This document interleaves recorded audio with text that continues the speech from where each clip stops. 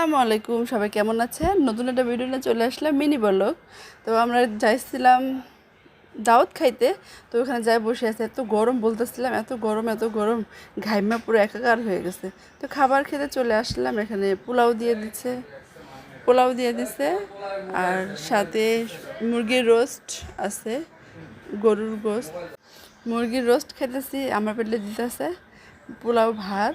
পোলাও তেমন পছন্দ না, তারপর বেশি দেওয়া দিছিল। তো অনেক কষ্ট করে খাইতেছিলাম। এখানে আমাদের ফ্যামিলি সবাই একসাথে বসছি আমরা। তো আমার আপু, ভাইয়া, এই যে আমার আপু ভাগ্নি খাইতেছে, ওই মুরগির রোস্ট খায়।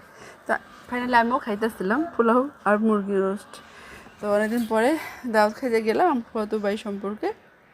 ওনার মুসলমান ছিল, সুন্নতে খাতনা। তো ওখানে গেছিলাম দাওয়াত খেতে। এত গরম ছিল, গরমে তো অবস্থা খারাপ। তা ভাগলে যেহেতু তুমি কি খাও, বলতেছে আমি পোলাও খাই।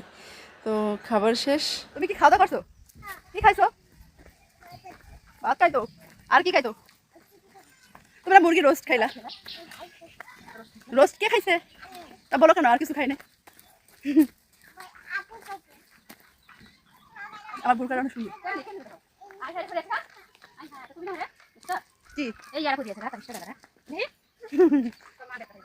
শেষ করে বাড়িতে চলে আসতেছিলাম। তো আমাদের বাড়িতে অনেক মেহমান আসছে, এসে দেখি অনেক মেহমান। তো কেমন হয়েছে জানাবেন। সবাই ভালো থাকেন, সুস্থ থাকেন। আল্লাহ হাফেজ।